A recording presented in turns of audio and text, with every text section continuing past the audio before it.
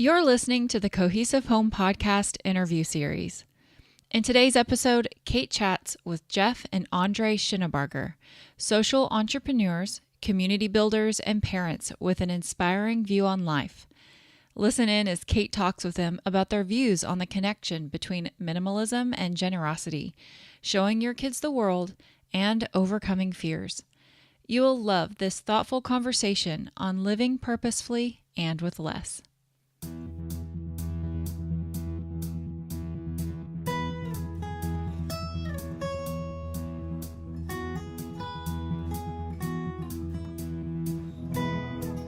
I'm so happy to be talking today with Jeff and Andre Shinabarger and sharing more of their story and nonprofit work with you. Jeff, I came across your book more or less a few years ago when I was on a kick of reading books about the intersection of minimalism and social ministry. And when I heard that you two were pairing with Airstream's Endless Caravan project, I thought it would be a great opportunity to connect and learn more about your latest project, Love or Work. So would you all be willing to just tell our audience a little bit more about your story? Give a little background about who you are and what you do. Yeah, this is Jeff, but we live in Atlanta, Georgia. We've been married for 15 years. Before we got married, it took a long time for me to convince her to marry me, but that worked out, which is great. And we have two kids. We have a 7-year-old daughter named Jada and a 5-year-old son named Nico. And Nico's watching a little movie right now, so hopefully he doesn't totally interrupt us. We'll see. And I lead an organization called Plywood People. We're a nonprofit in Atlanta that leads a community of startups doing good. And Andre is a physician's assistant here. And what would you add to that? I just worked with inner city population, uninsured, it's been 10 years of work there, so it's been good. Okay, well, it's so good to hear a little bit about your story and how you two came together and you're raising a family. How have you seen kind of the story, like your personal story, the two of you change as you've had children and also worked on Plywood People? Yeah, I think we have always been, Jeff and I together started marriage as this is our next great adventure. Just really excited to adventure together. And so then as kids kind of came into the picture too, we've always just really wanted to continue that philosophy and continue that mindset with our kids. We always feel that if we can have our kids experiencing other cultures and other places and seeing the world, and that it would impact their worldview. And I was born in another country and I've lived overseas most of my life. And so for me, it was really important for my kids to see that and to experience a different worldview that was not just American. And so we wanted that to be a part of their lives too. So our kids go with us everywhere. They have lived in countries overseas and spent lots of time and learning different languages and trying all kinds of foods and being very dirty. And it's been a great ride. Yeah, I mean, there's some positives in that too. I remember Jada was potty trained in Nicaragua, and so it actually made things a lot easier, honestly. I know, right? Because the house we were at had tile floors, so it just made things really. But yeah, our oldest daughter Jada is adopted, and so that happened very quickly for us. Sometimes adoptions take years to process. Ours happened really, really fast, and it really kind of changed our lifestyle. Both of us working. I had an agenda, things that I was had to do over the next 6 months, and I remember. Through the adoption process, it just kind of, it shook our lifestyle and what became this hard word called balance that started to engage things for us. And so when you ask how has things changed, everything has changed. That's what led us to this project, Love or Work, because I think we've had to figure out how both of us live out this purpose in our lives and yet still be engaged in our family and raise kids that we want to change the world too. And stay in love. Yeah, and stay in love in the midst of it. And so it's changed everything for us, trying to figure out how to figure out time and energy and how to work that out as a family. Yeah. Well, and I think that's something that has changed so much in our culture is, the modern family. Many parents are including their kids in their work, and they're wanting to share their values and make that part of their family's story. So through your Project Lover work, what are some of the things that you learned, that you've walked away from, that you would be willing to share with our listeners? Yeah, well, so part of the project is this, it's a question, right? So, is it possible to change the world, stay in love, and raise a healthy family? And, we're not saying that we have the answers, and we're not saying that we know the solution. Right. We're definitely not the self-help book that's going to give you your 10 steps to make that happen. Why not? Yeah, it would be nice, right, if we could just figure with this people, because it's really not. And every family is so different. Every family dynamic is different.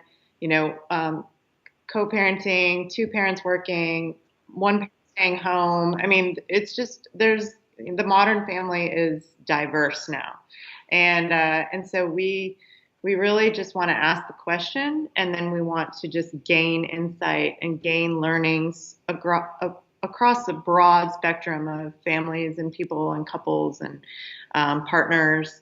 And so, so we're interviewing. Yeah, we're doing interviews. The goal is to have 100 interviews over the next year and a half, probably, that we'll be working on it. So we're in the very, very front edge of it.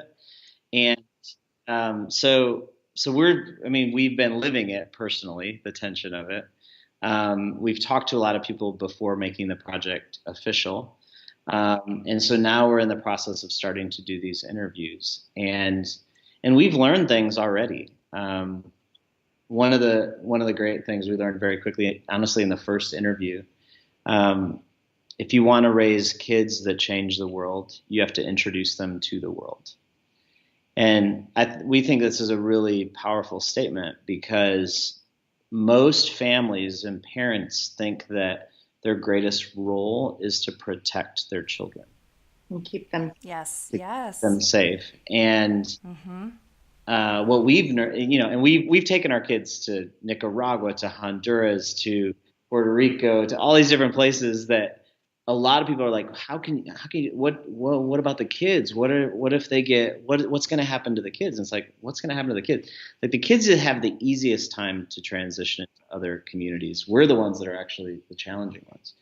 But what we learned is, like, when you have a value as a family of introducing these new experiences to the kids, their imagination starts growing, and their compassion starts growing, and their service starts growing. And so we've learned that through a few families we've already interviewed. Mm-hmm. So that's one of the premises already. Wow. No, that is amazing. I think fear tends to pervade modern parenting, that we are fearful of what we don't know. And so I think that's such good advice of, showing your kids the world and introducing them to other cultures and ideas to help them grow as individuals as well. So I think that's great. So I wanted to talk a little bit about your book, More or Less. And I was curious, when did that idea, like for the book and also as a lifestyle for you and Andre, start kind of, trickling into your minds? And then, like, what was that progression to writing the book? Started when we were poor. We had no money. Right. So we didn't have any money. Yes. No, it really kind of did start when we really did not have any money, and we were living like paycheck by paycheck, trying to make it, newlyweds and all that, but still really wanting to have a generous spirit and a generous heart, and wanting to be able to give in some way with not having much. So, but Yeah, so we've done all these social experiments, but honestly, the premise we'll talk about it in a second. The premise started with this relationship when we moved into our neighborhood of a neighbor friend of ours named Clarence, and Clarence, the second day that we arrived in our house, he knocked on our door and said, I'm Clarence, I mow the lawn here, and we were like, really? Because we own the house and we don't even know who you are, and he's like, well, I've always Right. been mowing the lawn here, And it was really interesting because it was the first time for me that I had to wrestle with how to love my neighbor when my neighbor had no home. And he was this great guy that lived in the community, but he was homeless. And so I had to build this relationship with him. And I remember one night we were playing this game of Settlers of Catan. It was pouring down rain, and he knocked on the door, and he showed up, and his hoodie was so tight around his head, and he was just drenched. And he asked me that day for some dry clothes, and we had gift cards, so he asked for a gift card so we could wait out the storm in McDonald's, and I went back to the back of our house and went into my closet. It was a walk-in closet, which is crazy, to think like I have this 6 foot by 6 foot closet, and my neighbor, this guy that I know really well, doesn't even have that, and so I had so many shirts, I had so many pairs of shoes and socks and underwear and all this stuff, and I just kind of it overwhelmed me with how much I had been given.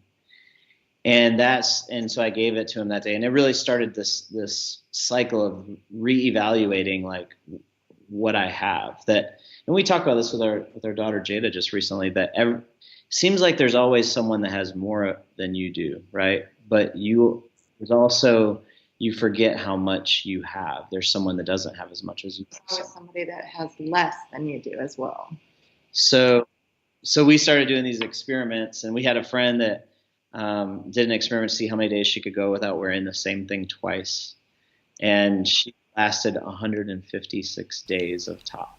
Oh my goodness. And she actually is not like a very, like it doesn't seem like she has that much stuff.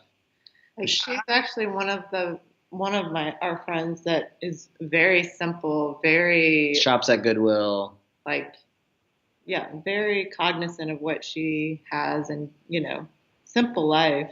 But like, you keep things that you forget. You keep seasonal clothes, or the last day she wore her homecoming dress, or it was a bridesmaid's dress. Oh, bridesmaid's dress. It was a maroon satin bridesmaid's dress, and she was talking about how like, well, that bridesmaid's dress. Well, what if they found out I didn't keep it? Like, what am I going to tell my best friend? I didn't keep that. So, or right. Well, maybe I'll wear this some other, fancy occasion or something. So she. Mm-hmm. But she had only worn it one time. But she'd never worn it again, But the project that Andre and I did that was really informative for us was I challenged her to see how long we could go without going grocery shopping. And yeah. So that was she really wanted milk, so we ended up getting milk. But we ended up lasting 7 weeks just living out of our cupboard the and cupboards, freezer yeah. and. It's like it's like we had pancakes 3 times. I think I gained 7 pounds. Just, it wasn't healthy. I mean, right. Definitely not healthy. It was lots of starches and not good for you food. But you had it. You had the food to eat, right? Yeah, we had food, exactly. Which is, with kids, I'm sure you hear this with your two. Like, I'm so hungry, there's nothing to eat. We have nothing to eat. Like that's that common refrain. But in reality, as you guys found, there's in the typical American household, there's an excess of food, right? Like we could survive for much longer. Yeah. And there's an excess of, and that's the point. There's an excess of everything. Like anything more than enough is excess. Anything less than enough is survival. And the distance between each of those words is what we want and what we need. And I think that's what we learned through all these experiences, that we have been given so much in so many areas of life. And what could we do with some of the excess that we have? How could we help other friends that really need it? So that was the premise of the whole book. Wow. Yeah. And so from there, how has that kind of spin off into some of your other projects? Where have you gone from there?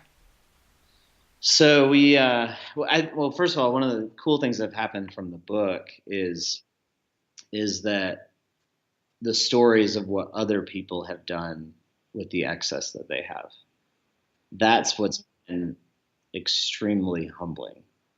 I remember I was at this conference and there's a bunch of people that wanted to talk to me after I spoke one time, and there was this one lady, and she was older. She was probably in her 60s, and she kept moving herself to the back of the line. I was like, it was kind of a weird thing. I was like, okay. It finally got to her, and she started telling me about this house that her and her husband had, and all their kids had left the house, like they had grown up and they had their own homes, and so she said, man, we have this big ranch and we couldn't manage it anymore, and we were trying to figure out what to do with it. And I met this family who was doing foster care with like 12 kids, and they said they needed a bigger house. And I had just read your book, and she said, so I decided to give them our entire ranch. Wow. She was like, I remember she Oh asked me, my like, goodness. she like asked me to sign her book, and I was like, sign your book, and then I was like, I was listening, and I Yeah. was like, did she just say she gave an entire property to this other family that was doing foster care? And it blew me away. Like I could Wow. not comprehend it. And it was funny because the project, I was thinking this 27, 30-year-old young family couple, single person is going to be reading this. But it was like this mid 60s, 60-year-old woman that had more excess. I had never processed it through her lens, and it changed how she wanted to live. It was unbelievable. So yeah, so we have all these stories that people have told us. Yeah. So it's kind of, would you say, taken a life of its own, as people read your book and they try to introduce those ideas into their own lives? I'm sure that has to be just very rewarding for you to see the impact that it's Yeah, I having. think yeah, I think one of the things that has happened from it in general, not like there has been rewarding scenarios, but Yeah. I think what it has taught me is that within everyone we interact with, there's this deep sense of purpose that they want their lives to be about something more than what they currently have. And so a lot of people are in this pursuit of trying to find their purpose in life, right? And so they try these different experiments to begin something. And I think that's probably been the greater story for our community overall, is like there's been all kinds of social good projects that have emerged whether it was related to that book or not, that doesn't matter. Like they needed to see people, they needed real people to interact with, to kind of go, yeah, you can try something. You can try an experiment. You can try something different than the average day in your life, and see what happens. Right.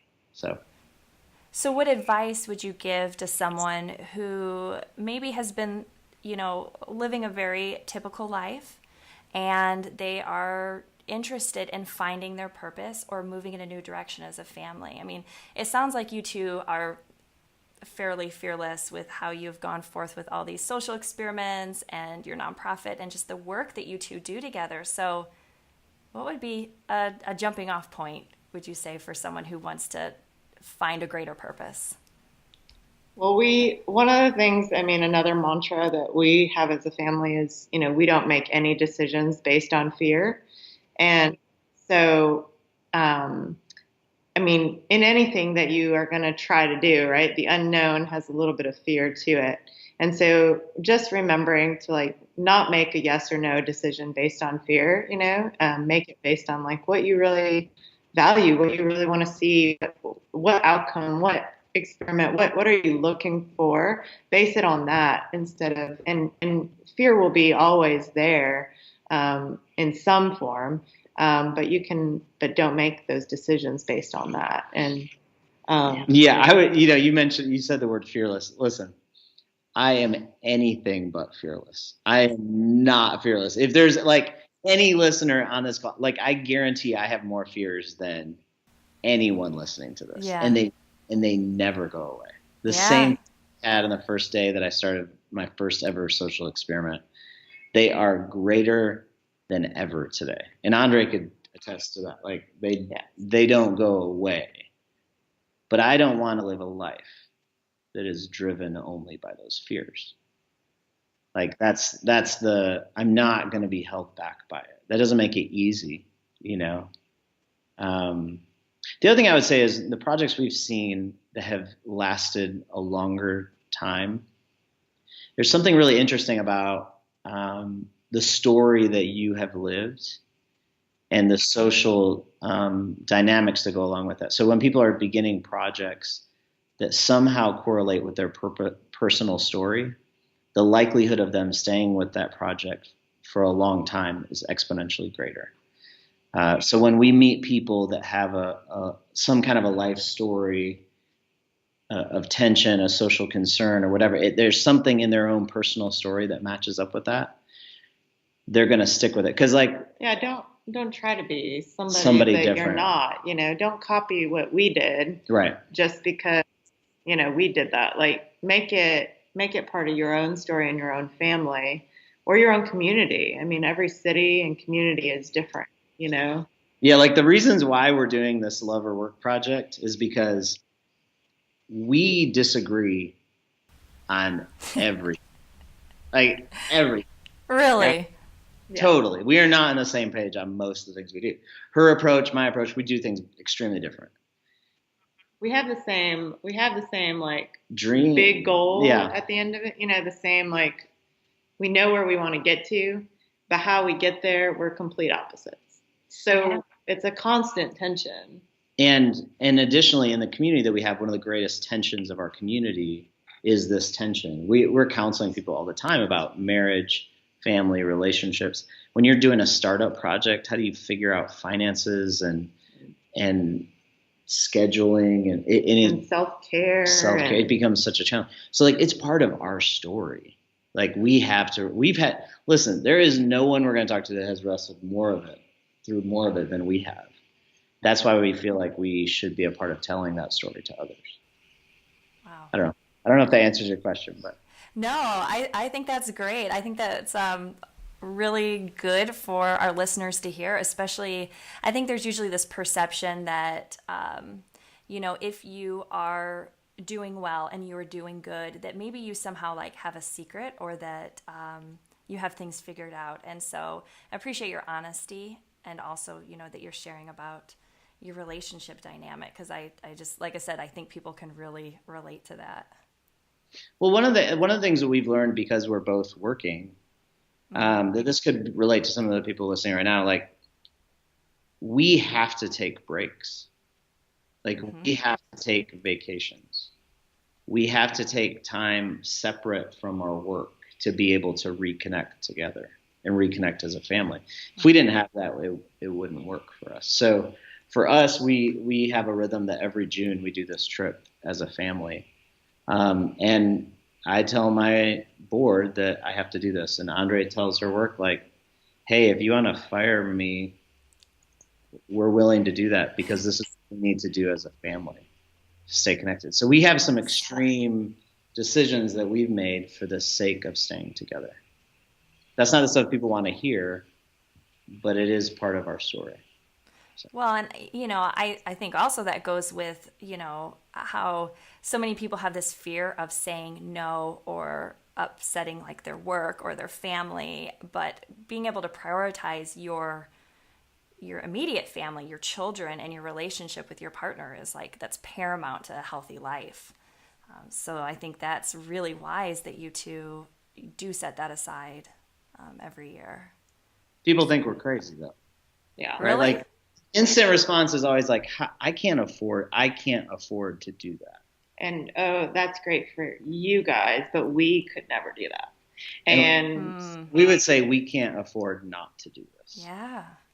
So it's it's a sacrifice. Sure. I mean, it takes a lot of effort, a lot of planning, a lot of work, a lot of, I work more prior to leaving and I work more shifts, work way more to get patients in before, I leave for a month. And Jeff has tons to do, prior to that too. And so we we sacrifice. We sacrifice financially. We have to save and be really stingy prior to leaving. I mean, so there's lots of things that we have to do to make this happen. But as long as both and I have that, like him and I have that mentality of like, this is what June looks like. We're gone. All of June is what it looks like. We both just work really hard at it to make it happen.